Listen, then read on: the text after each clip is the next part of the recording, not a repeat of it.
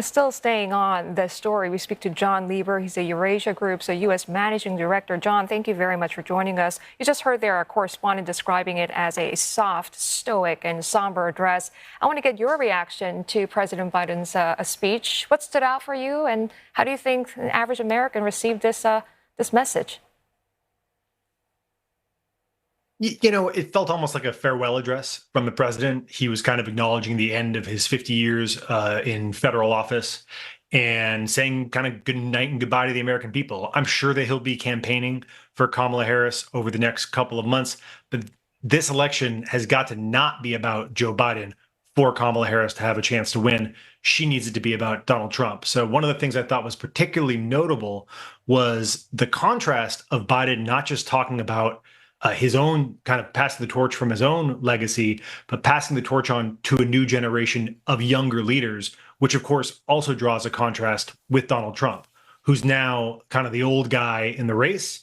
And the Democrats are going to, remind everybody what they didn't like about Trump in 2020. And one of those things is that, this guy's already been around and it's time for a fresh face. So that's going to be a key message of the Harris campaign. And it's one that you heard Biden deliver tonight. Jon, he didn't quite, address the issue of his mental fitness. As you said there, passing the torch was the official reason given. I imagine the Republican Party is not going to be happy with it and will continue to press for him to resign or at least explain, his, I suppose, other reasons for doing so. But insofar as the broader public is concerned, passing the torch, is that message something you think that will resonate with voters? Yeah, absolutely. I mean, you had like 80% of the country who thought Biden was too old to run.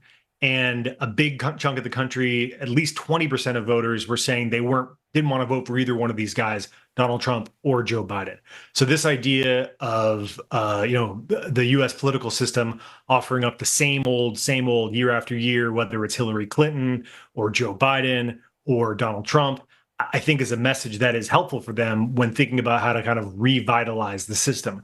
And when it comes to questions of Biden's mental fitness, I think the Republicans continue to hammer on that. And it's an important question when you're thinking about the commander-in-chief of the U.S. Armed Forces.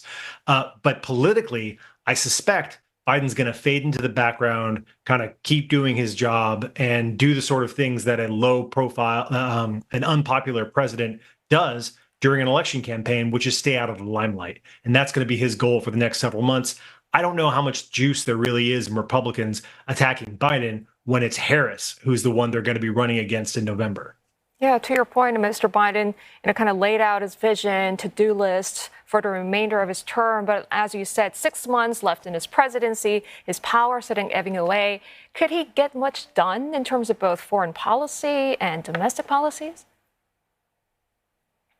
The only thing they want to focus on right now is, well, two things. One is electing Kamala Harris, and two, doing everything they can to Trump-proof their legacy. And they've already started doing that at the executive branch agencies who have been pushing out rules that they think can't be overturned by Trump. They're doing that with Ukraine, where they're trying to get as much armaments out the door as quickly as they can so that a potential Trump administration couldn't undo that when they come into office in January.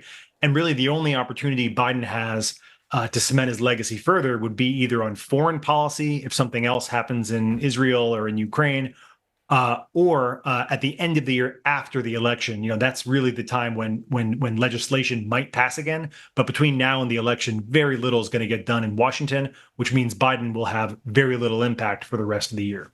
Jon, you did say earlier that you expect Biden to campaign on behalf of Kamala Harris.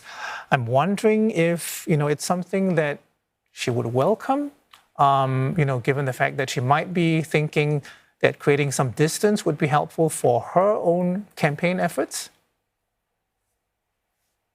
Yeah, that's probably right. I mean, I don't expect to see Biden up at a lot of rallies with Harris.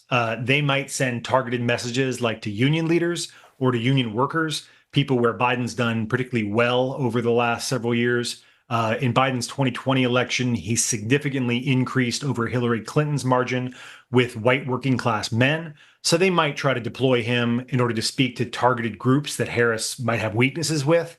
But I don't think he's going to be out flying around the country and jetting around rallies. He probably goes to some fundraisers. I bet he's still able to bring in big bucks for the Harris campaign. And that is, of course, an important part of the U.S. political system, is this ability to get in front of donors and have them write big checks. And I think that's probably where he'll be.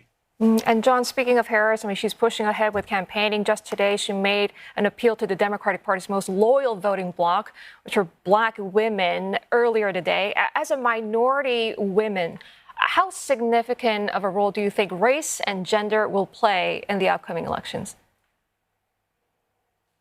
Yeah, it's a good question. It's tough to say. I mean, Trump, before, when he was running against Biden, was doing unusually well, particularly with younger Black and Hispanic men. He'd actually increased, if you believe the polls, he had been increasing levels of support in those two groups relative to his level of support in 2020.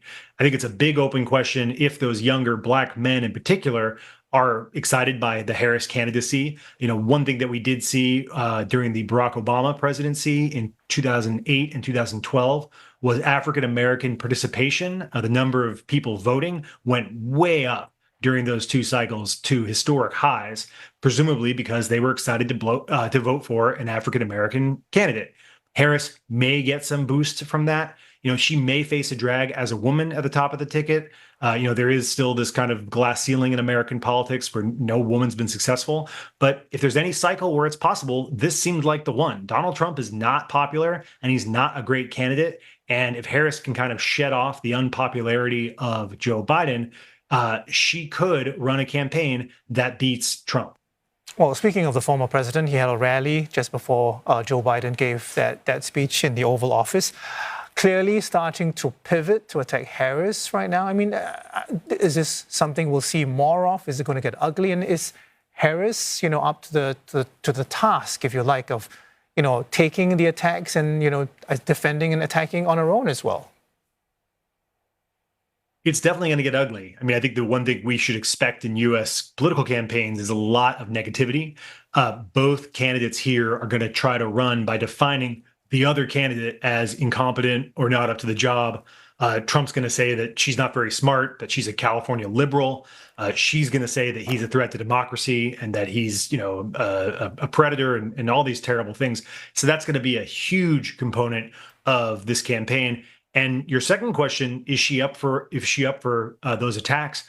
We don't know. She's not been a very public voice in the Biden administration. She has not really been out on the campaign trail, except for targeted instances, speaking to women, speaking to progressive voters about Gaza. That's where they've sort of deployed her so far. So now she has to make this big switch and create her own political identity in a way that speaks to centrist voters.